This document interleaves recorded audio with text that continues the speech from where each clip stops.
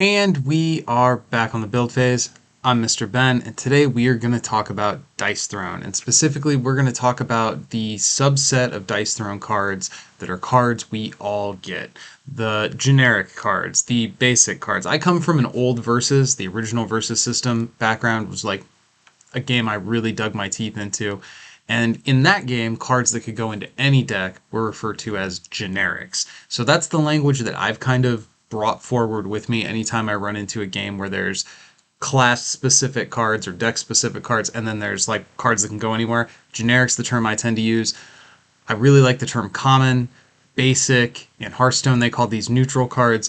The point is, these are the cards that no matter who you're playing as within a game of Dice Throne, you are going to see these cards both in terms of you playing them yourself and your opponent playing them against you. So it's a good idea to have a really strong grasp on the differences between these cards, knowing what's left in the deck, knowing what it could mean for you, both in terms of cards you can draw, but also in terms of cards that your opponent could draw. Now, before I dig into the specifics of cards, I do want to touch on something that I'm going to say a whole bunch of times. In these videos, I think I need to commit to the fact that I'm going to repeat myself on some stuff. And in this video, that's going to be dividing these cards up into a few different buckets. So I think there's a few categories of these generic cards. To start with, there's dice fixing cards. So these are going to be the cards that let you fight against the probability of what the dice want to do and instead bend the dice to your will to get the results you want. There is maybe a subset of dice fix cards that are cards that can touch your opponent's dice and mess up their luck. There's fewer of those, but they are very, very important and impactful. And when we get to those individual cards, I will, of course, address that in the play patterns surrounding those. Next, there are resource generating cards, or I really like Argon in his strategy series over on Board Game Geek has started to refer to this generally as just kind of economy. So economy cards. So this would be cards that let you draw more cards. This would be cards that let you generate more coins. And every hero needs these in order to play anything else that they may have in their kit. So the economy cards are really important. Resource generation in this game is, depending upon which hero you're playing, can be not a big deal or it can be very, very throttled, and that makes these generic resource generating cards all that much more important for certain heroes. There's status removal cards, which kind of work how they say. If somebody puts a bleed on you, you say, I don't need that bleed. These, again, are going to have varying degrees of usefulness based on your matchups, but we'll go through that as we actually talk about the specific cards. And then the final category of cards, broken. Well, we'll get to that card when we get to it. So I'm going to go through these in the order of the card number on the individual cards. So we're going to start with card number 1. This is Transference. Now, there are 2 copies of Transference on the screen here, and that's because it appears 2 different ways depending upon which hero you're playing. If you are playing characters from the Marvel set, the Marvel card is always going to appear to the left, and the regular Dice Throne card, which is what we'd see in Season 1, 2 on Santa and Krampus, basically non-Marvel characters, non-Marvel heroes are going to have the artwork that appears on the other. Functionally, there's no difference between the 2 of them. So this is a 2-cost card that allows you to take 1 status effect from yourself and put it onto another player. The value of this card is so heavily matchup dependent. If you are the Pyromancer and you've put a burn on me, my ability to spend 2 and take that burn and put it on you and start chipping away at your health is massive. This is a major, major card in some matchups. Shadow Thief is another matchup where this is really, really important. But then there's going to be some matchups where this card just isn't going to matter. If you think about a hero like Barbarian, the only status effect that you'd ever be able to touch of the barbarians with this, you can't touch stun, so the only status effect you'd be able to touch is concuss, and transferring that over, it's for sure not worth it. So similarly, there are heroes who have like high dependency on their hero specific sub economies. I'm thinking of like Artificer, but transferring 1 synth, transferring 1 kinetic energy off of these heroes onto yourself just to kind of slow them down a little bit for a cost of 2 coins is very, very expensive. So this is a really important card. Being able to put, in a Moon Elf matchup, put targeted from myself onto you. There are certainly play patterns and situations where this card is crucial. It could practically define the winner of the game, depending upon how long that poison or how long that burn sticks around. And then there's matchups where this is an automatic sell. Metric I would run in my head is look at the opposing hero's pamphlet. Is there anything on them that they absolutely need that they're going to have a really hard time to replace? If the answer is yes, can it be transferred? You know, taking a Loki illusion away from him would be really, really good, but you can't use transference to remove a Loki illusion because it can't be transferred. So there's a subset. If you look at all the status effects, there's the subset of status effects that you removing them with the ability to put it on yourself would be a big benefit. Obviously, if I have bleed on me and I can transfer it to you, that feels pretty good. If you have, I don't know, premonition on you, is it worth 2 coins to transfer it to me? Probably not. So it's a subset of status effects, and then within that subset, there's the subset of status effects that you can actually transfer, and that's where this card's going to get hit. Without going through every single status effect, it's kind of hard to lay out, these are the situations where this card's good, these are the situations where this card's bad. So I'm trying to kind of generalize and talk about the things that you need to look for. And what I would look for, generally speaking, is persistent negative status effects. Those are the ones that you really want to be able to. It's not just a matter of doing the math on, hey, I need to get out from underneath this negative, but it's how can I steal advantage from my opponent? And if there aren't any super impactful status effects, like if you're fighting a samurai with a barbarian, you just sell this card. And there's nothing wrong with that. This is matchup dependent, and when it's good, it's quite good, but a lot of times this card's just put it in your discard, take the 1 coin, and that's fine. What status effects continues our theme of status effect removal? Now this comes in at the same price point as transference, so it's going to cost you 2 coins to get this thing into play. And this one is the tool that you would want to bust out against that pyromancer who has a bunch of fire mastery, or that artificer who's got a bunch of synth tokens. So if a moon elf drops like moon magic on you and now you're blind and you've got targeted and there's a stack of negative status effects on you, for a cost of 2, removing all that off feels pretty good. A 3 stack of poison feels pretty good. The problem with this one is it's all or nothing. So if you've got a situation, let's say I'm playing Black Widow and I've got a time bomb on you that's about to blow up, but you've also got multiple, I don't know, electrokinesis is a bad example because you could spend it just to draw. You've got a bunch of synth on you as an artificer, or kinetic energy as Black Panther, and I want to clear that off. I want to clear those useful status effects off of you. I have to also clear my time bomb. So you have to have a little bit of finesse. You need to think through when you're going to play what status effects, and the correct answer is always on turn 1 against Artificer. Second main phase, so they already used their defense synth generation, and then you wipe them clean and win that game. So this is a really useful card. It's nice to be able to remove multiple effects for only 2 cost. A lot of our other status effect removal cards are also going to cost 2, but they don't let you hit multiple effects. So this one's kind of unique in that way. The drawback is, of course, sometimes in order to get the things you need to get removed, you also have to clean off some stuff you'd rather keep. Like, I'd rather you keep that poison, but I really need to make sure you get the radiance removed or whatever effect it is. Vegas, baby. So this card costs 0 and it says gain 1 CP. No, you roll a d6, and on a 1 or a 2 you gain 1, on a 2 or a 3 you gain 2, and on a 5 or a 6 you gain 3. For me personally, I always get 1s. It's just the way it is for Vegas, baby. This is the first of our resource generator cards, and you just play this. Worst case scenario, you end up with 1 CP, which is no different than selling this card, so there is no negative outcome for playing this. It'd be one thing if you played it and there was a possibility of getting no coins off of the dice roll. That can't happen, I guess, unless you have a bunch of coal on you, in which case maybe you don't play this card at that time. But this is a card, every game where you see it, you're absolutely going to play it. Because it's a main phase plot twisting and can't be played at instant speed, there's really not a lot of reason to hang on to it. You play this card. This card's fine. It's varying degrees of fine to very, very good. If a 0 cost card that gains you 3 coins is excellent. As you'll see later as we talk about some of the other kinds, that's above grade, so to speak. Get that out of here. So this is another status removal card, and it costs 1. You get to remove 1 status effect. This is absolutely crucial in certain matchups. This card is massive. If you can use this to first main phase, wipe an illusion off of Loki before you force that attack through. The problem is it can only do a tiny little bit. It's pay 1, remove one.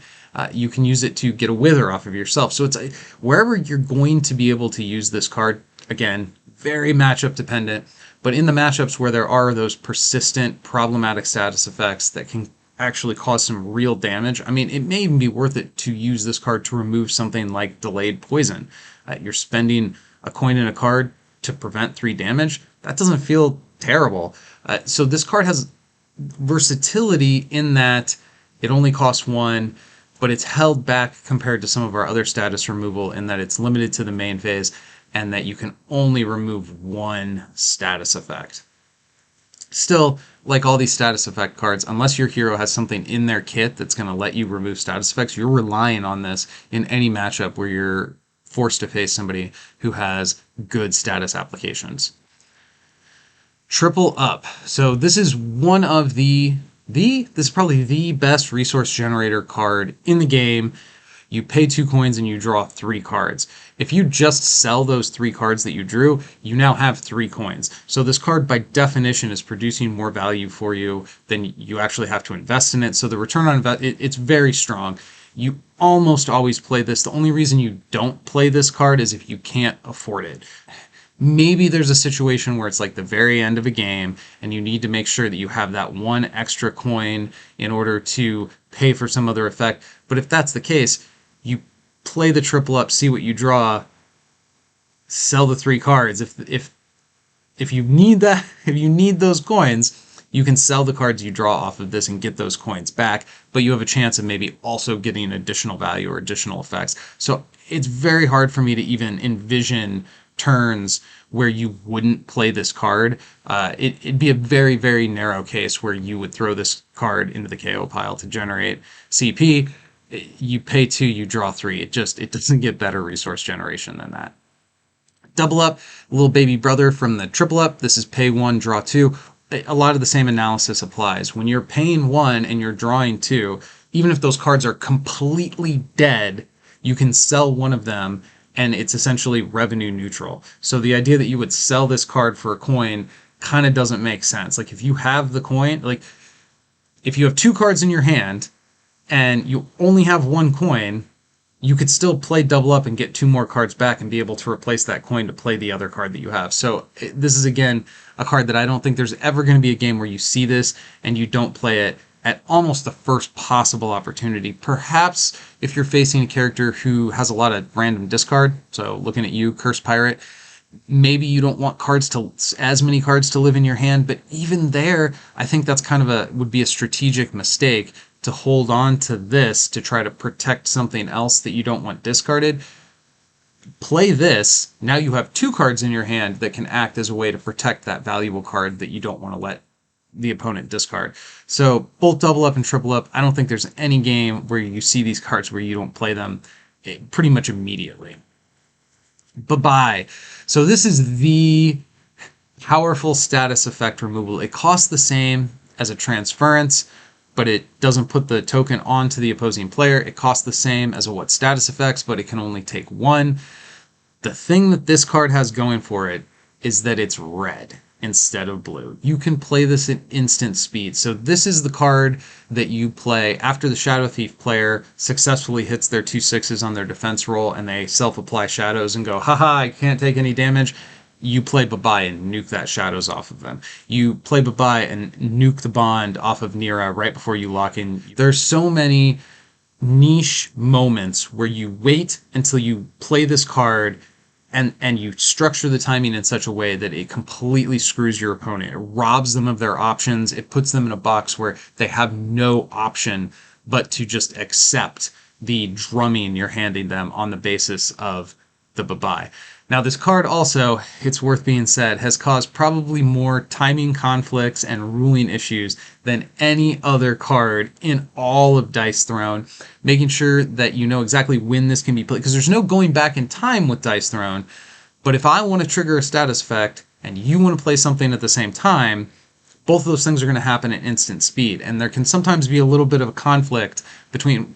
There's no crazy eights here where I set it first, therefore I have priority. That's not how it works in Dice Throne. The attacker, the person whose turn it is, will always have priority when there are 2 effects trying to resolve simultaneously. So if I'm trying to pop a status effect for an effect and you are attacking me and you've got the bye-bye play, you can prevent me from being able to use that status effect that I want to use. Very, very strong, but again, like all the status removal cards, it's very matchup dependent. Is this a matchup where your opponent has status effects that you have to actually care about? Or are you playing against somebody who has, like, I'm thinking of Krampus, for example. Yeah, coal is kind of annoying, but even if you let the coal stack up and do its thing, you're going to lose less than the 2 CP it would cost for you to play this card. So, depending upon who you're facing, Bye-bye is either a crucial, absolutely important linchpin card, like against Shadow Thief, or it's a completely dead card that really just doesn't do anything and you can sell it as soon as you draw it, as which would be the case in like a Barbarian matchup. Tippet. So this is the first dice manipulation card that we've looked at, and this is one of that special subset of dice manipulation cards that can also manipulate your opponent's dice. So Tippet allows you to increase or decrease the value of a die by 1. You cannot turn a 1 to a 6, you cannot turn a 6 to a 1, so on those edge rolls, it has less utility. I should only have to pay a half a CP to turn a 6 to a 5, because I'm only getting half the value. This card's really important. Now, this is probably the weakest way to interact with an incoming ultimate, being able to change one of those 6s into a 5. Sometimes that's all it takes. Sometimes tipping one die off of what your opponent wants to do is enough to totally nerf them out of a roll, force a whiff. Obviously, if somebody's attacking with an ultimate and you're able to resolve one die out of that, they're going to declare the mini ultimate. So in that case, it wouldn't force a whiff. But this is also a really powerful tool against straights, and every hero in the game has straights, and the ability to tip that 3 down to a 2 or tip that 3 up to a 4 and push somebody off of their straight draw, depending upon the symbols on their dice, that can force a whiff. This can also save you. So this is a versatile card, the flavor of like the Mad King reaching in with his finger. So total aside, I think the reason the Marvel cards have unique art is because Marvel didn't want the Mad King to be like in canon for Marvel. I have no idea if that's true, but that's my prediction, is that, or my speculation is that the Mad King being featured on all of the generic art in these cards had something to do with why Marvel had to get their own generic. I don't know if that's true. So thematic wise, I think this card fits Dice Throne wonderfully. It is both a useful tool on offense and defense. If this is the only Dice Fix card that I have in my hand, I will almost never use this offensively. Now, I would probably deploy this resource before I would let myself scratch on a turn, but generally speaking, the principle I want to apply to this card, I always want my hand to have at least one piece of interaction with my opponent's dice. So if I have Tippet and no other dice fixers, I highly prioritize. I will go so far as to choose my roll targets for my abilities on my offense to not put myself in a position where I would have to rely on this to fix my dice. I will hang on to this until you give me something that I can mess with and get value out of messing with it. Now, if I have multiple, like if I'm holding Tippet plus So Wild or Tippet plus one of these other cards that we're going to talk about, then I don't have to be as strict. But again, under the conditions that this is my only dice fixing card, I will not spend this on myself. I will spend it on you almost every time. Getting paid. So every card in your hand, you can discard to generate 1 combat point. This card, you can discard to generate 2 combat points. Yeah, you're always going to play this. This is definitely a good card. This is a very important card for especially the heroes that don't have any built-in ways to generate coins for themselves. One thing to think about in terms of play sequencing with getting paid is the timing of when you spend it. Now, the impulse, of course, is, hey, I draw this card, I'm going to immediately spend it. Put those points on my dial. Now, I'm protected from discard effects. You can't mess with the getting paid's locked in. It's over. And there is something to that, to getting those points on the dial, and now your opponent can't say anything about it. They can't mess with this card. On the other hand, if we go into the roll phase, like let's say I pass my turn and I have no coins on my dial, and now we're into your roll phase and you're trying to determine, well, I've got the small straight, I've got one roll remaining. Do I use the last roll? Oh, well, they have no combat points. I'm going to go ahead and throw that. They throw the die. Oh, look, I got the large straight. And now all of a sudden I'm getting paid. I play tip it. Now I've robbed you of your large straight. You didn't see it coming. So the finesse of when you deploy getting paid, I think it's unlike the other resource generator cards where it's kind of just an auto play every time. Getting paid does have a little bit of a finesse element to it, that timing it, being able to surprise your opponent with that dice manipulation card that they thought there was no way you'd be able to pay for, is really, really strong. That's something that you need to think about, and reflexively throwing getting paid out of your hand every time you see it is not the way to play this card. I don't think you're going to get hurt doing that. You're probably going to be fine. There are a few specific cards, like I'm thinking of Thor, having a card that you can throw to retrieve or throw Mjolnir at a specific time is probably pretty important. But outside of that, I don't think there's any other character where you're really going to get punished for playing getting paid as soon as you see it. But it comes down to a question of, what are we trying to do here? Are you playing Dice Throne at the kitchen table with your friends and just that's it? That's the extent of your engagement with the game? Well, that's fine. That's cool. But if you are that type of player who wants to engage with Dice Throne at a pretty casual level, I don't think you're probably watching this. I think if you're watching this video and most of the other content that I put out, this is specifically designed for people who are trying to take Dice Throne a little bit more seriously, trying to improve your play. Now, you don't have to be a tryhard, you don't have to be a sweaty in order to want to improve, and there's certainly no shade against kitchen table players. I'm a casual player with almost every game I play. That's just, there's too many games. I can't be hardcore about all of them, but I love them all and I want to play them all. Dice Throne is a game where I've kind of put the time in to start thinking about these more advanced lines and advanced play patterns, and Getting Paid is a card that I think has, it is deceptive in how it appears to be very, very simple. There is more going on with Getting Paid than just what's printed on the card. I mean, literally, there's two things printed on the card, gain and then the two coins. So the finesse of this card is not about its game text, it's about when you deploy its game text. And I'll fully admit, the vast majority of times, you can probably just slam this thing down without thinking about it very much, and you won't get burned for it. But at that high level, if you're trying to think about like tournament play and the way you're going to get one over on some of the more experienced players within this game, you want to take people by surprise. You want to be able to launch attacks or launch manipulation of dice from angles that they didn't see coming. And one of the best ways you can do that is the surprise getting paid play. So something to think about. Okay. Not this time. So this is a card that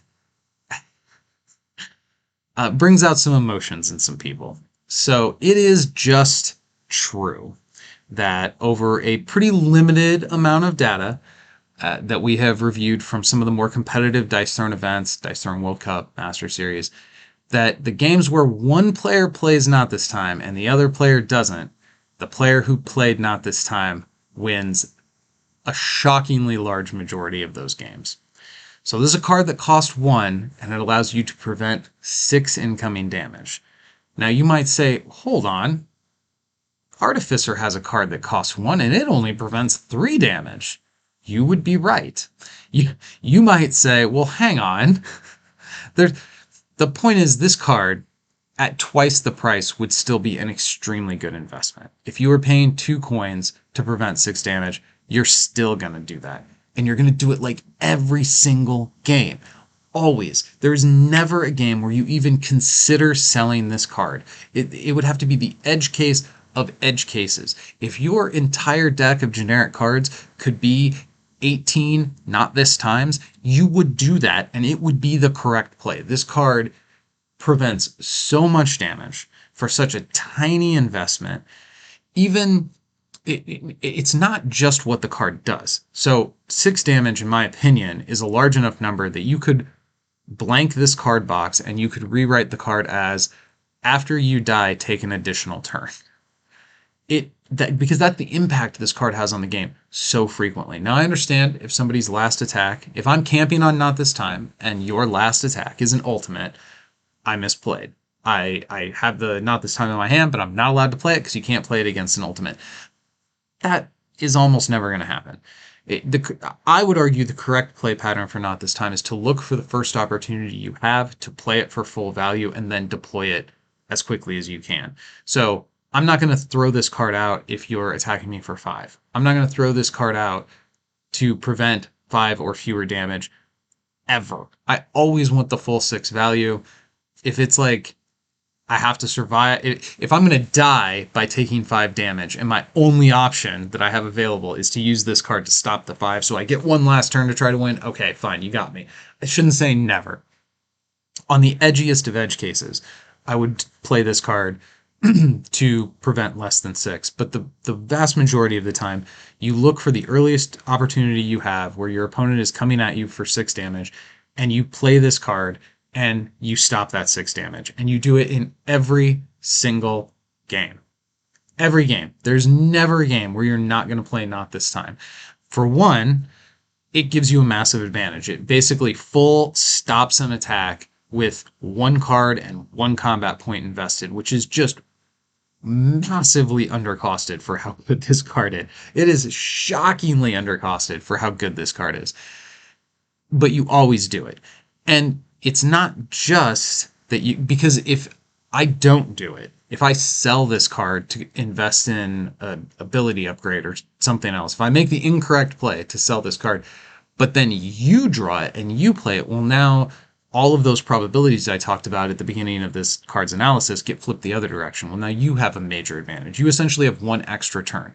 Every game, if a card said pay 1, take an extra turn, you will play that card in every single game.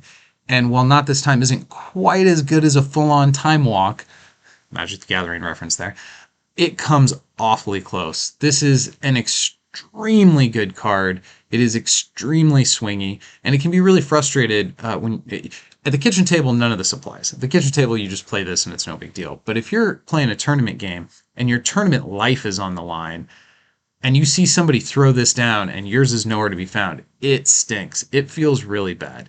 And I get that there's a lot of forms of variance in this game. The dice themselves are variance engines. I totally understand that. But this card, wow, it is a swingy beast. So analysis for this card, it's great. It's by far the strongest card in the generic card deck. You play this 100% of the time when you see it, always. Next up, Twice as Wild. Now, this is the strongest dice manipulation card that we have available in Dice Throne. I mean, I believe, like the Shadow Thief has, if he's in the shadows, has a card that costs 4 to change the value on 2 dice. This Twice as Wild only costs 3. This is a massive card. This can get you over the line to a ton of different abilities, and it can ruin your opponent's day. So this is one of the this is probably the single strongest reasonable card in the generic cards.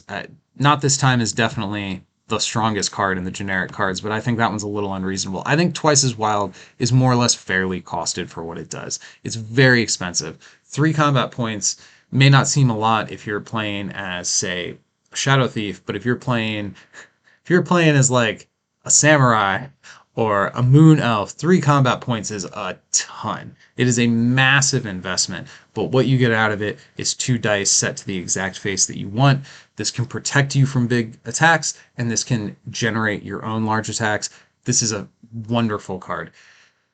Though, given its price point, there are going to be games where you have to sell it.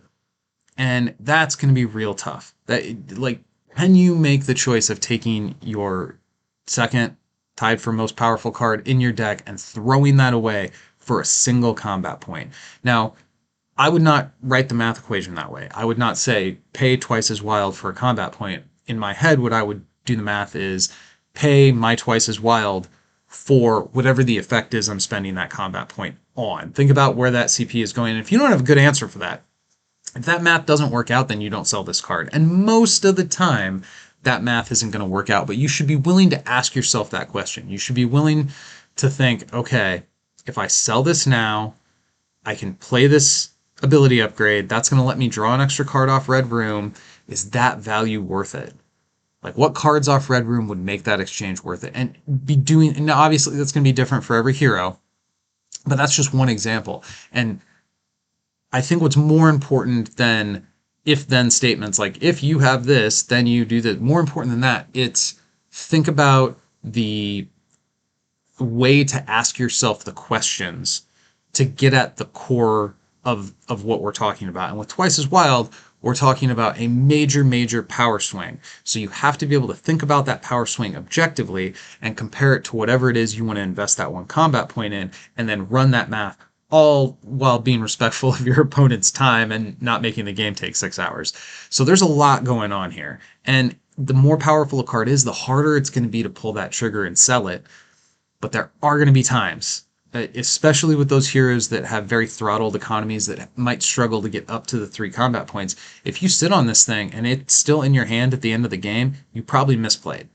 You probably should have sold it for something else. Maybe not always, but these are the kinds of questions, like if you want to get better at dice throwing, these are the kind of questions that I think you should be asking yourself, both kind of in general, like conceptual theory crafting level, but also at the level of play to play decision while at the playmat.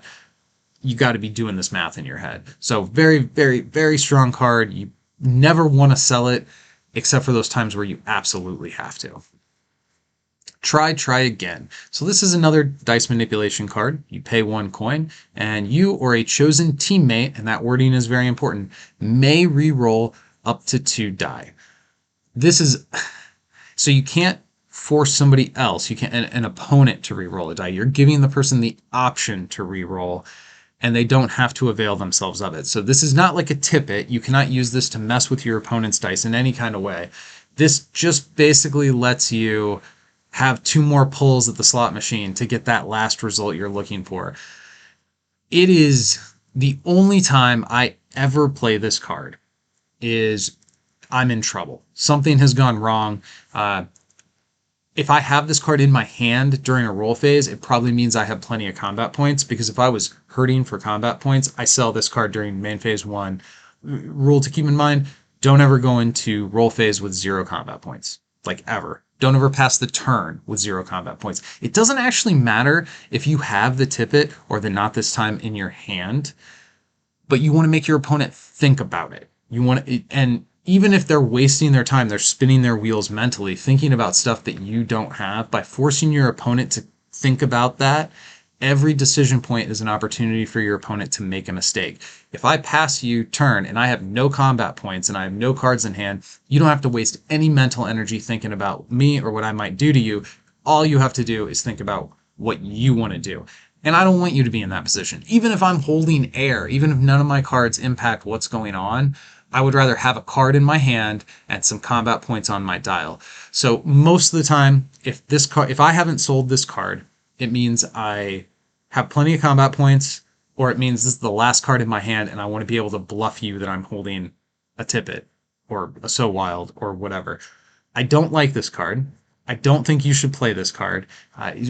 Obviously, there will be times where it's like, well, I could whiff, or I could spend 1 and roll 1 die 2 times and see if I can pull some kind of an ability out of this roll phase that's gone horribly out of control. If that's the case, if you use 3 rerolls and then you're relying on try again, this is the point where your opponent goes, time to throw out my tippet. Time to commit my dice manipulation cards to make sure that you miss, because your back is against the wall. So to me, anytime I see somebody play try again, in my opinion, it is a sign of weakness. It's a sign that that person does not have, if they have any other dice manipulation card, that's what they're going to play. They're not playing this. So most of the time, sell this card under all situations, except if it's the last card in your hand, because you never want to have an empty hand. Even if this card's dead, again, you want your opponent to have to look at the cards in your hand and think about, what is he holding? Not a card I'm a fan of. I don't think this is a very...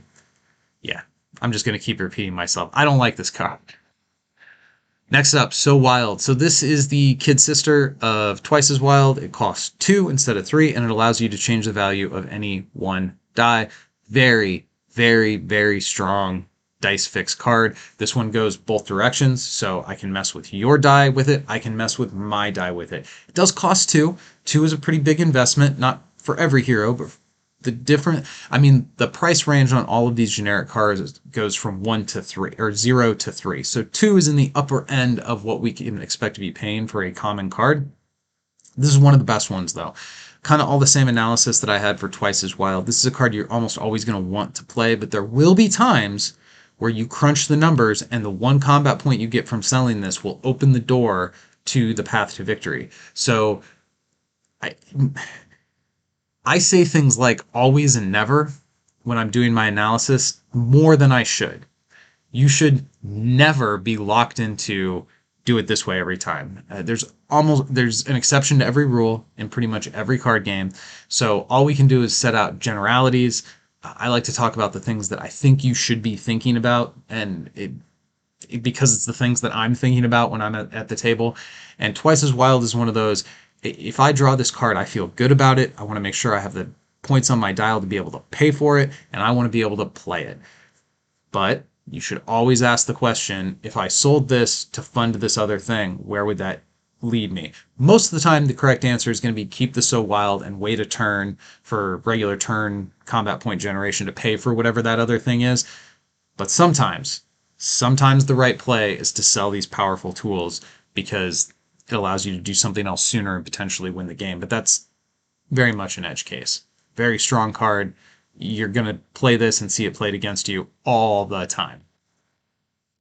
Samesies. So this is a one-cost dice fix card that only affects you. You cannot use this on an opponent, and it allows you to change a die to be identical to the face of another die. This is one of those cards that is kind of bread and butter to the manufactured ultimate. If you roll 1-6, this card becomes 2 6s.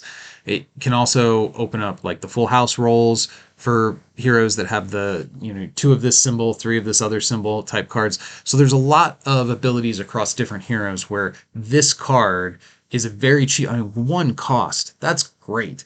And you can change the die to anything you want. Well, as long as it matches one of your other ones. It's not going to help you get every power in the game. There's certainly powers that all require unique dice base. This isn't going to help you chase your straights, which is a common power, but there are a lot of abilities where this card's going to be very important. Really, the only drawback on this card is that, and can you even call it a drawback, it's that it can't reach out and touch opposing players' dice. It's still a card you're going to play almost all the time. There's very rarely going to be a game where you see samesies and go, I can't do anything with this. So very strong card. It's one of those that I kind of like to sit on. Another kind of general principle I have is I throw the first roll and see what the dice have given me. And then I make a determination which direction I'm going to go. Now, based on the composition of my hand, I can sometimes force the dice to go into a certain direction. This is not a card that I like to use to force a roll. This is a card that I like to use to finish off a roll. Twice as Wild, now that can force a roll. So there are some other cards that are a little bit more proactive in how they manipulate dice. Samesies is a dice fixer that is also a reactive card. So its use cases are a little bit more nuanced than something like So Wild, but still an extremely strong card. I mean, So Wild plus Samesies, that's pretty powerful. That costs the same essentially as a Twice as Wild and can potentially have the exact same effect as a Twice. If I So Wild a 6 and then I play Samesies and now I have 2 6, that's the same as a Twice as Wild. So it's a 2-card way to get to kind of the same place. I think Samesies is a very strong dice fix card. One more time. This is another card I'm gonna say some mean things about. So this is a 1-cost dice fix style card that allows you to have an additional roll attempt of up to 5 dice. So you take your 3 rolls, you realize you're going to scratch, you pay 1 to 1 more time, and you can pick up as many of those dice as you want and throw them again. Most of the time when you see people deploy this card, they're not throwing all 5 dice. Usually they're only throwing like 1 or 2 because this is an emergency break. This is a smash in case of whiff type of card. So if the options I'm looking at are I can say I scratch, or I can say I spend 1 on 1 more time and re-roll a couple of these dice and pray, that's probably where you see this card spent most of the time. I massively prefer to just sell this card. Just when I see it, get rid of it. I'll take the 1 combat point and I'll invest that in something that has a little bit more reliable of an outcome. It's a little bit more durable of a dice fix card or an ability upgrade or literally anything else. This is, I think this and the last one that I said a bunch of mean things about, One More Time. No, this is One More Time. What was the other one? I'm drawing a blank now. Uh, these are two of the worst. Try Again. Yeah, Try Again and One More Time are, in my opinion, the worst dice manipulation cards. They're the worst common cards. I don't like either of these cards. I think actually playing them a lot of times is barely better than scratching on the turn, and I don't feel good about it. So these are cards that I want to sell as soon as I see them. Again, there are times where you have to keep these bad cards in your hand because having one card in your hand that your opponent doesn't know about is valuable, and it's a value that you can't really articulate in terms of a health score or in terms of a damage value. But it's something it's that mental overhead, the chance that your opponent makes a mistake because they're having to think about things, even if they're fake things, even even if this card is not this time, it's One More Time, and I'm showing the 1 CP, my opponent still either has to think about it or they're playing poorly. And if they're playing poorly, then the chances of me winning go up. So pretty much the only time I don't sell One More Time is if I've got plenty of combat points and it's the last card in my hand, and that's not because I'm saving it to play it, it's because I'm saving it to pretend it's something else. This is not a good card, in my opinion. Helping Hand. This is one of the most powerful and important cards in the entire generic card kit. This is a one-cost dice manipulation card that forces your opponent to re-roll a single die. This can blow up ultimates, this can blow up straights. This can blow up basically any damage ability where there's not redundancy built into the roll. This can blow it up.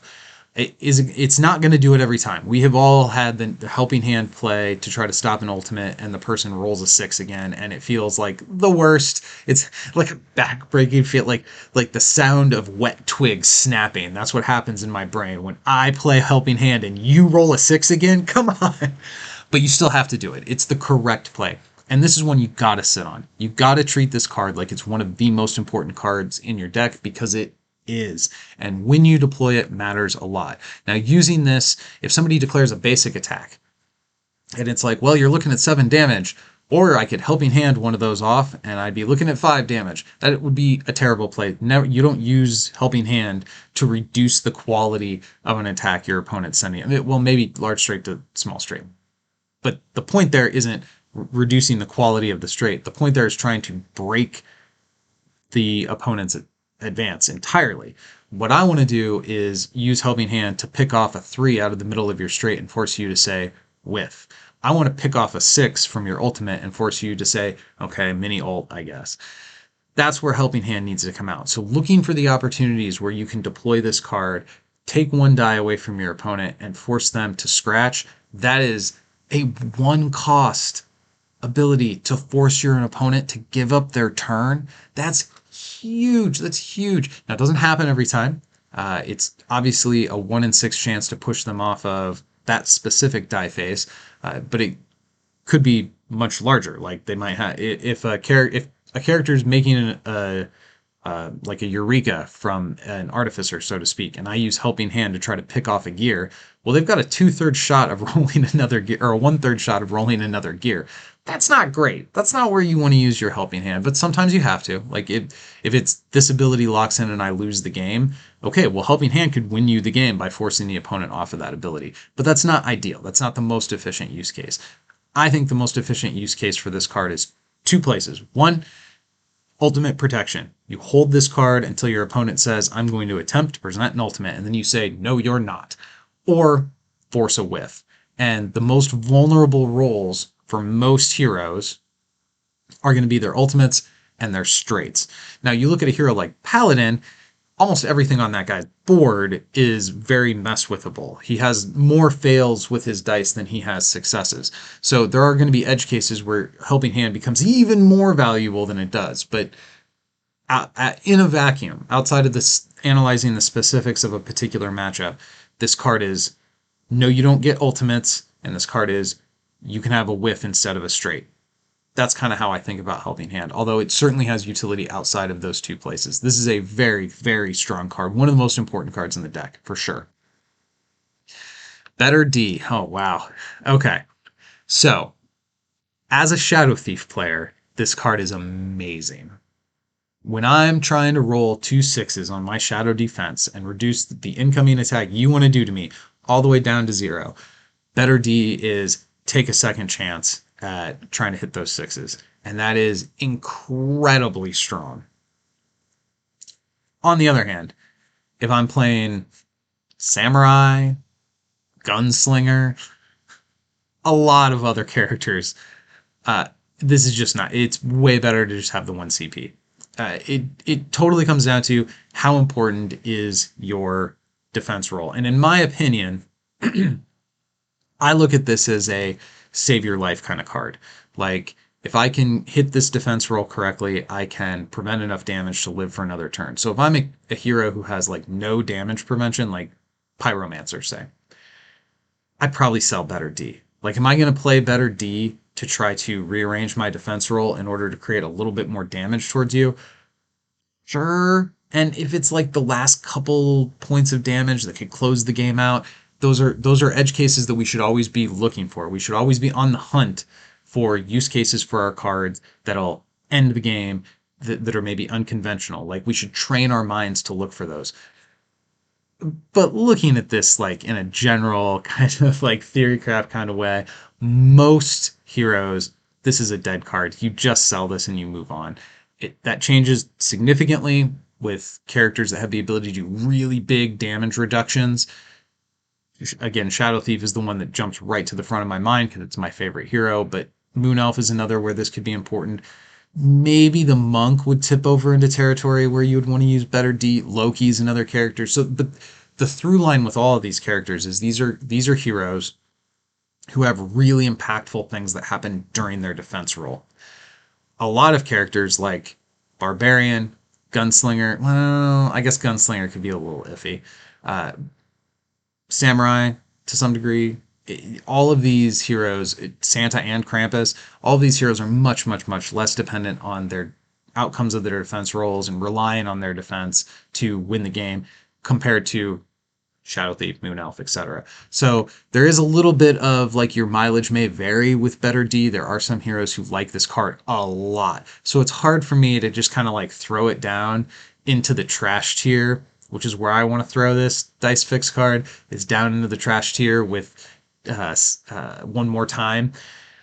But with certain heroes, this card is absolute gold. It's so, so, so good and so important. And it's important in a way that one more time is never, ever, ever going to be. So think about the hero you're playing. Think about how valuable your defense is to that hero, how important that defense is to your overall like win strategy. And then probably, in most cases, sell this card. All right, finally, we have Six It. So this card kind of fills the same role as Samesies in that it's a very cheap card and it's obvious. This one's much more obviously an ultimate activator. You cannot use this to mess with your opponent's dice, although why would you? Giving your opponent 6s is probably not something anybody really wants to do under any kind of situation. This is a good card. This is a card that I sit on. If I draw it early, I will camp out on this card and look for the opportunity where the dice smile on me and I get 3 6s off my first roll. Don't even take the second roll. Play 6 it. Okay, mini ult. Let's go. You want to mess with it? I got 2 rolls left. Play your cards. Please waste your cards and then watch me roll back into an awesome effect after you've spent your cards to try to stop me. 6, it's good. I don't think you feel bad if this card camps out in your hand for a decent chunk of the game, but be willing to use it when it's needed. You don't want to end up in the situation where you're sitting on a bunch of resources because you're waiting for that perfect opportunity to pull off an ultimate. In a lot of games, ults just don't come, and that's okay. But think about the places where you could use 6-it where it's not necessarily an ultimate, but it's still going to make a big deal. Like that Wazakashi with the Wakasashi. I shouldn't try to pronounce these without them in front of me. But the Samurai roll where it's 2 blades and 2 6s. Or Thor trying to get his chain lightning. Or a Shadow Thief on the defense. So there's a lot of places, there's a lot of situations where using 6-it could amplify what you're already doing, force through a bigger attack, create a better defense.